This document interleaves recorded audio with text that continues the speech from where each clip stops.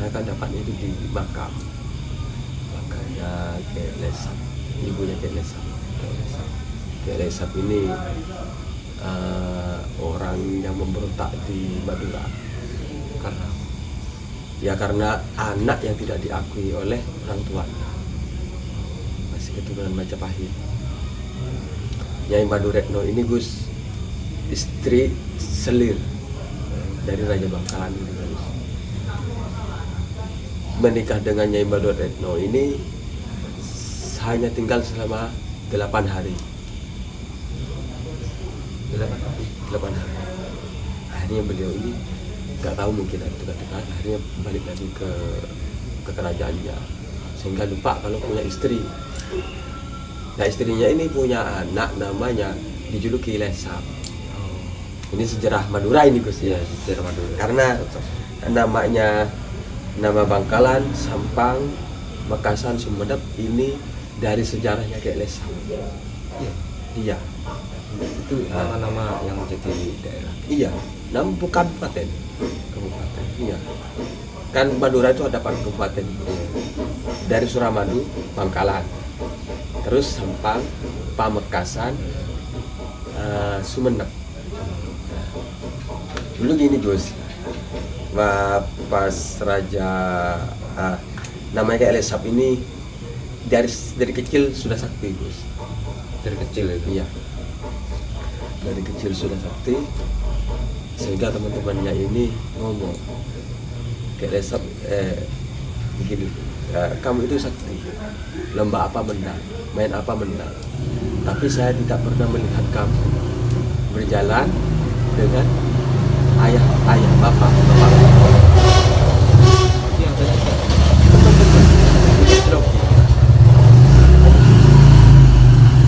akhirnya pulang ke ibunya. Sebenarnya saya nggak biasa, dari dulu saya nggak pernah lihat ayah. Akhirnya motor dikasih tahu sebenarnya kamu itu anaknya Raja Bangkalan. Akhirnya beliau ini, Kek Lesap ini pergi ke Bangkalan, ke Raja Bangkalan. Akhirnya sama prajurit itu dikepung, mau ditangkap gak kena. Akhirnya raja ini, ya wis, saya sendiri yang akan nangkap. Siapa Lesap itu kok ngaku anak saya? Kita kena tangkap, akhirnya kena. Bilang, kamu kok ngaku anak saya dari mana? Saya putranya Nyai Madu Retno Pocong. Madu Retno ini kan desanya Pocong, desa Pocong, Sumber Pocong. Iya, ada. Nah, akhirnya Gus, ya kalau kamu memang anaknya Nyai Madu Retno Pocong, sekarang kamu pulang. Nyai Madu Retno pernah saya kasih kalung, tolong bawa ke sini. Pulang Gus, diambil kalungnya, diserahkan lagi. Tapi raja ini malu untuk mengakui anaknya. Kalau anaknya, akhirnya dijadikan abdi dalam, suruh ngurus kuda. Belum diakui. Iya, cuman sudah merasakan kalau memang anaknya. Entah kenapa kok gak diakui Gus. Nah, akhirnya Gus, Kek Lesap ini nguan kuda itu Gus. Iya. Beliau ini kan sudah sakti Gus. Banyak pasiennya, bisa ngobati kan gitu. Selama abdi dalam. Iya. Karena ditaruh di namanya Pajagelen. Pajagelen itu nama penjaga. Pajagelen penjaga. Bahasa Madura. Iya. Ini memang selalu dipantau. Kek Lesap ini sama Raja Bangkalan. Ada yang mantau. Iya. Setiap apa? Pergerakan. Iya, pergerakannya memang dipantau. Akhirnya Gus, setelah itu ada kuda yang memang liar, nggak bisa ditaklukkan sama siapa yang bisa ditaklukkan di desa. Gitu. Sering Kek Lesap ini bawa kuda gitu, ditunggangi. Kadang Raja Bangkalan, kok kuda ini keringatan? Ternyata sering dimainin Kek Lesap. Gitu. Capean saking saktinya. Iya. Akhirnya Gus, lama-lama tahu masalah apa, mungkin itu masalah penjajahan Belanda. Iya. Akhirnya kayak Lesap ini memberontak, akhirnya lari lah ke namanya ke ini desa Keker. Desa. Keker ini suatu gunung. Di sana itu ada makam Putri Koni. Iya. Kalau saya baca sejarahnya, Putri Koni ini dari kerajaan Medang. Beliau Putri Koning ini diusir dari Medang karena apa Gus ya? Mengandung apa? Metang Gus. Iya, betul. Nggak punya suami. Loh, bisa. Hari karena kerajaan ini malu, diusirlah ke Madura. Sama patihnya dibawa ke Madura, kan disuruh bunuh. Sama patihnya ini gak dibunuh. Gitu ya. Di Teluk Kering. Dia Lesap ini lari ke situ. Pas bertapa itu kata orang Madura. Bertapanya itu tapak gentong, kayak kelelawar. Kaki Gantung. Iya, tapak gantung. Kaki di atas, kepala di bawah. Lama-lama beliau pindah lagi ke Sampang. Ada gunung. Tapak lagi. Bertapa lagi beliau ini mendapatkan namanya arek carang, celurit carang. Nah, celurit ini Gus sakti, digini kan terbang sendiri, Balik lagi. Iya calok sendiri Gus. Akhirnya Gus terus punya pengikut, akhirnya langsung pemberontakan itu dimulai dari Sumenep. Dari Sumenep itu Iya. mulai pemberontakan. Nah, Sumenep ini Gus, beliau melawan Sumenep itu satu malam, diratakan satu malam sama Lesap dan prajuritnya gitu. Itu berontak Sumenep, Raja Sumenep. Raja Sumenep. Raja Sumenep itu Gus kalah Raja Sumenep karena rajanya mungkin tidak keluar. Tapi ada sebagian katanya masih ada di Surabaya Raja Sumenep. Pas ini kan sebenarnya Sumenep ini Sungenep. Sungenep itu penginapan. Oh, penginapan. Kayak Lesap itu semalam dia nginep semalam di baru langsung perang. Itu juga bawa pasukan. Iya. Tapi pasukannya juga nginep juga. Iya. Tapi nggak apa ya, nggak ketahuan kalau mau Iya nyerang. Gus. Nyerang akhirnya dari Sumenep itu Gus lari majulah menuju ke arah barat, arah Bangkalan, ke Pamekasan. Pamekasan ini entah dulunya desa apa nggak tahu Gus. Cuman orang-orang ini melihat rombongannya pasukannya kayak Lesap lari, semua takut karena kesaktiannya kayak Lesap ini sudah terdengar Gus. Setelah Raja Cemanda peratakan itu. Iya. Yang mana tadi? Sumenep. Sumenep.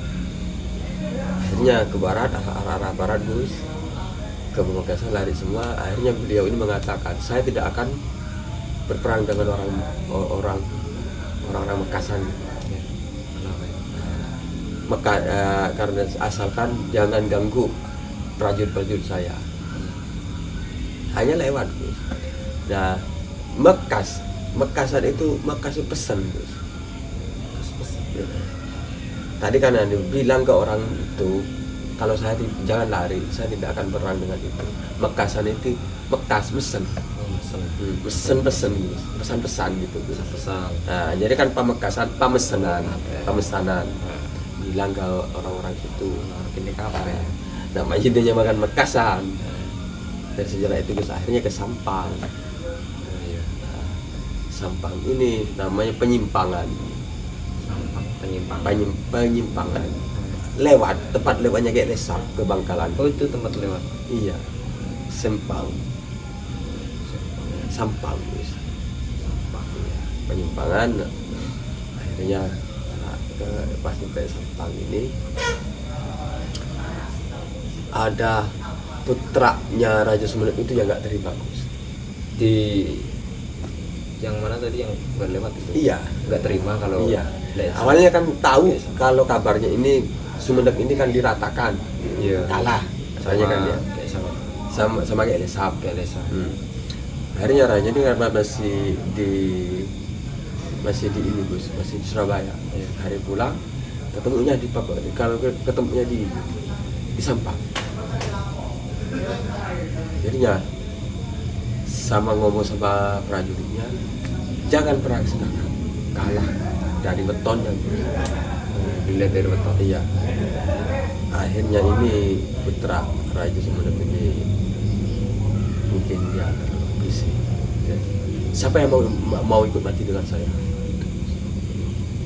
Akhirnya ketemu dengan Lesap. Ini mungkin apa?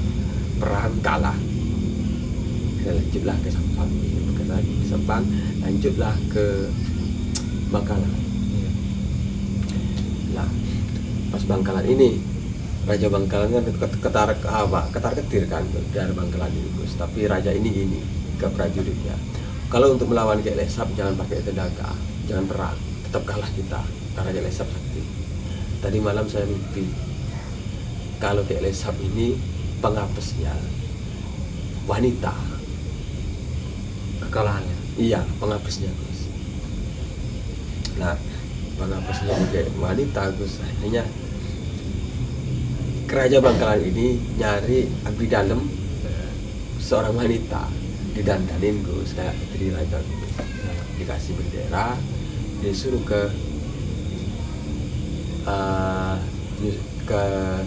Pelike. Pelike itu namanya Papeliken. Desa. Papeliken Pelik itu kembali Gus. Ki Lesap ini disuruh kembali lagi, kembali gitu.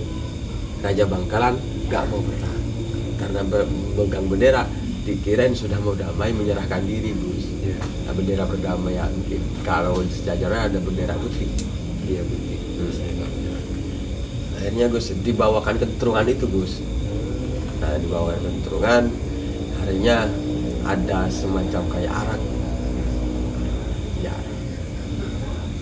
arak tua kayak gitu Gus. Minuman. Ya, minuman keras lah. Hari minum Gus, disangka nggak ada apa-apa kan Gus. Ki Lesap. Iya. Dikarenain raja ini kan merasa, iya, kan merasa di atas angin. Prajuritnya minum semua sampai mabuk. Lah, nama Raja Bangkalan ini punya tombak, namanya Sedang Golok. Nah, Raja Bangkalan ini masih di singgasananya Gus. Pas golok ini tek gitu ada tanda. Kalau goloknya namanya tombaknya ini bergetar sendiri. Sudah waktunya ini. Ki Lesap sudah kayak sudah kewalahan, sudah masuk ke perangkapnya Gus. Hanya Raja Bangkalan nyusul lah, ini Ki Lesap ini benar sudah kewalahan, prajuritnya mabuk. Pas ketemu Raja Bangkalan, celuritnya dilempar, jatuh lagi, saktinya sudah luntur Gus. Itu barulah Raja Bangkalan ini dengan tombaknya menusuk Ki Lesap. Nah, tapi sejarahnya ini Ki Lesap ini nggak mati Gus. Pas ditusuk Ki Lesap ini menghilang, langsung jadi asap. Setelah ditusuk langsung berasap. Iya. Padahal keadaan mabuk. Iya. Jadi kan nggak mati sebenarnya. Akhirnya keluar asap, ada suara. Saya kalah dengan orang-orang Bangkalan. Tapi suatu saat saya akan balas dendam. Apabila ada tanda di daerah mana itu? Apa yang namanya itu? Sebelah apa ya kalau bisa dibahasakan, sebelah utara, barat utara gitu ya. Itu tanda-tanda saya. Barat utara. Barat Deja kalau bahasa Madura. Nah, entah namanya dulu ini nama Bangkalan ini nggak tahu Gus, bukan Bangkalan dulu. Nah, akhirnya karena Ki Lesap ini dikabarkan Bangkalan itu ada sudah mati. Oh, sudah tiada. Bangkai mati Setelah ditusuk itu iya. katanya. Akhirnya makanya dinamakan mana Ki Lesap ini wis Bangkalan sudah mati. Makanya nama disebut di situ Bangkalan. Oh. Itu zaman kerajaan. Ini sejarahnya kayak Lesam. Ini sejarah Kiai Lesam. Itu dimakamkan di mana?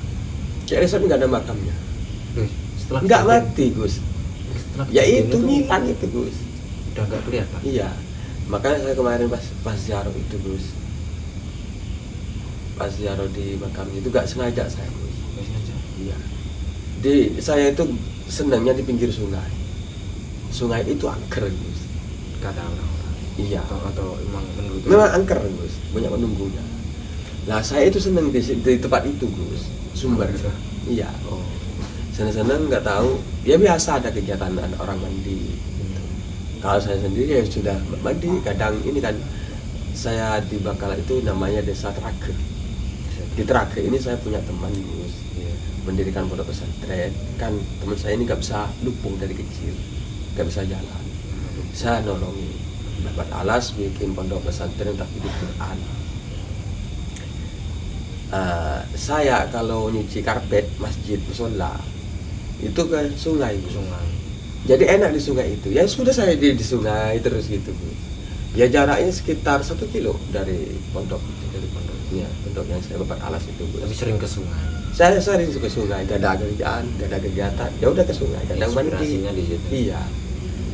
Nah, suatu ketika Gus gini, saya kok pengen nyebrang sungai ini, kan ada jembatan kecil Gus, dari kayu. Pas setelah nyebrang saya Gus, kayak ada ini, kalau makam di Madura itu kan ada bangunannya itu Gus, gapura. Enggak, apa ya, cokdok namanya, rumah. Iya kayak pendopo ya, kayak pendopo. Nah, kok kayak makam itu? Itu di dekat sungai. Iya, di seberangnya. Setelah sampean tahu itu setelah sering ke situ atau Iya, ya nggak sengaja saya. nggak sengaja juga. Pas nyebrang sungai, kok pengen nyebrang saya. Nyebrang. Sebelumnya nggak pernah. Nggak pernah. Sering Pas ke nyebrang sungai. ada makam. Tuh, pantesan saya betah di sini. Ternyata sebelahnya ada ini. Kan saya sering ketarik Gus. Makanya namanya itu iya, ya. sering ketarik tiba-tiba, oh makam ini, oh makam ini. Nah akhirnya Gus, saya ziarah, diam. Akhirnya saya bilang ke teman, kok nggak bilang kamu kok ada makam di sini? Ya sampai nggak nanya. Ya teman saya yang ikut saya ini orangnya kurang separuh Gus, Orang separuhnya. nggak normal Gus. Mohon maaf Gus, kayak gitulah. Iya. Jadi ini gimana ya? Ngebiarin dulu sih. Iya. Akhirnya yes, besoknya pulang. Tiba-tiba saya pengen ke sana lagi Gus. Ada apa lagi? Ya udah berangkat. Ya ke makam saya Gus. Makamnya Kiai Lesam ini di bawah pohon asam. Makamnya nyebut Maduretno ini Gus. Ibunya Kiai Lesam. Oh ibunya, bukan kayak Lesam. Bukan. Kalau kayak Lesam sendiri Enggak ada, enggak mati Gus. Kiai Lesam ini Gus, ada ya katanya ada yang pernah bertemu dengan beliau ini di gunung. Daerah gunung mana ya? Daerah Jawa Timur. Gitu. Ada seorang Habib yang pernah ketemu beliau. Pernah katanya di gunung apa? Kalau merah jangan masuk, kalau hijau masuk, kuning masuk, putih masuk. Tapi kalau warna merah nggak mungkin auranya Gus. Oh aura. Hari kata nggak ada ini masuk merah. Hari masuk di gunung. Kan sama juru kunci jangan masuk kalau orang merah. Beliau ini masuk, baru ketemu dengan orang rambut wajah. Ini Habib nanya, sampean dari mana? Sampean siapa dan dari mana? Jawabannya dia dijawab, saya Lesam dari Pocong. Ya udah gitu. Ayo Habib berarti lah. Kiai Lesam ini sumber ngos nih.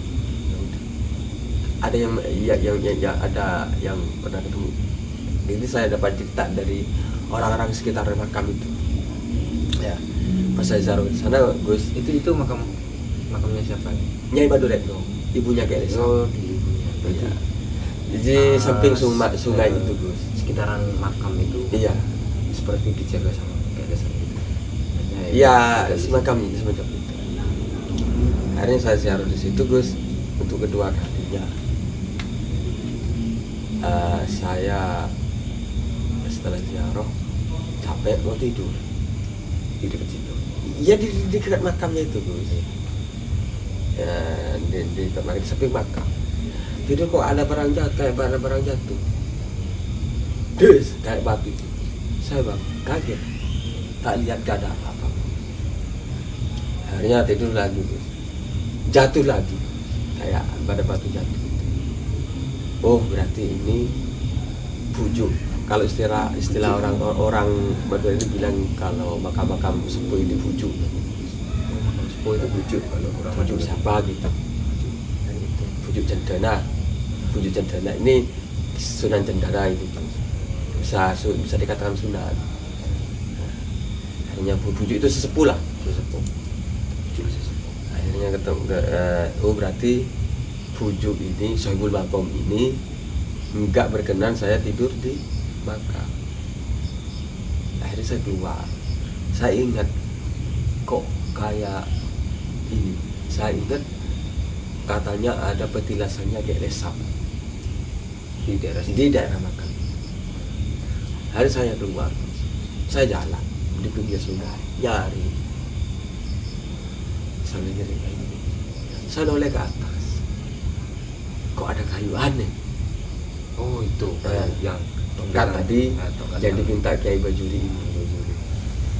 Akhirnya Gus, saya telepon teman tadi yang kurang separuh itu. lihat nanti belum langsung diambil belum? Belum. Oh. Kok aneh kayu ini? Mohon maaf Gus ya, ada kayak ada cahaya gitu. Itu panjang. Panjang, ya panjang 9. 1,5 meter. Iya. Enggak saya betul-betul, cuma saya ketok segitu tak jadikan toprak. Nah, akhirnya gue saya ambil, saya telepon teman, tolong bapak Kanjuruddin. Lu buat apa? Saya mau nebang pohon kecil segini. Akhirnya dapat tebang, cari bukan. Pulang dulu saya. Buat waktu itu saya pulang ke rumah saya sendiri. Rumah saya itu 1 jam dari sana. Nah, pulang saya bersihkan, saya ini saya rawat, baru saya ke barat lagi ke rumah teman. Pas ziarah lagi saya. Nah, ziarah lagi itu Tokatnya di bawah. iya. Ziarah lagi itu saya setelah ziarah saya tertidur. Tertidur di dekat makam. Iya. Tapi tidur saya duduk. Kalau yang pertama saya kan ini Gus. Memang sengaja Tidur tidur memang gitu ya. Kalau yang itu kedua, karena kayak gitu gue kan takut. Jadi nggak tidur, capek gitu. Nah di situ saya didatangi orang tua. Di sampingnya Nyai Maduretno ini ada makam. Katanya ini yang ngasuh Nyai Maduretno. Asistennya. Iya, Pati kan. Jadi dia dulu aja. Ya iya habis pengasuhnya lah. Ini ya namanya ini makamnya ini makam lelaki. Makam lelaki. Iya, kan Nyai Maduretno perempuan. Ini lelaki yang ngasuh. Katanya orang sana. Nah, saya mimpi didatengin orang tua. Menjelasin tentang masalah tongkat itu. Nah, tongkat saya bangun. Nah, ini kok ada orang penghuni apa ya? Dia yang mungkin ke makam ini bawa ini Gus Syuri. Saya kaget Gus. Karena saya dengar-dengar di sana itu banyak musafir gagal. 3 musafir, ada yang dari Banyuwangi, Gus. Ada yang dari Solo. Musafir itu. Yang di sana 3 kali ya. Gugur semua, Gus. Sampai ada yang ditahan sama polsek. Sampai polsek. Iya, Gus. Mesum. Di situ. Enggak, mungkin sama kampung.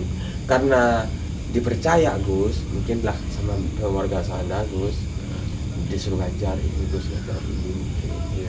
Ya pas terjadilah kayak gitu Gus. Ya saya bilang ke orang itu, sebenarnya untuk musafir itu baik. Karena mungkin energinya di sini itu kuat, sehingga musafir itu tidak kuat, tergoda. Oh ya, kamu dari mana? Tanya tentang saya. Itu saya di sini. Tinggal saya di pondok ini, saya membuat alas di sini, gini tak ceritakan. baru cerita sejarahnya dia. Kalau ternyata makam itu lama makam ini ada di sini. Iya. Dulu nggak kayak gini, nggak bangunan kayak rumah. Iya. Cuman kehalang pohon bambu banyak. Terus balik pohon bambu itu makam. Iya. Jadi agak kayak ngumpet gitu ya. Terus gimana kok bisa kayak gini? Ternyata makam itu yang nemuin Kiai Asrori Alisa Asrori, pengasuh Al-Fitrah Belimbing, itu yang lagi hadir. Iya, beliau lewat sana, itu yang tanya, ini makamnya Aulia, kenapa nggak dirawat? Akhirnya ketika beliau begitu, bahwa dirawat harus dibangun. Saya kan nembang pohon itu kan nggak pamit awal. Iya, saya bilang gini, izin keluarga sana, mohon maaf man, sama manggilnya paman. Iya, kenapa toh? Kemarin saya ngambil kayu di sana. Buat apa?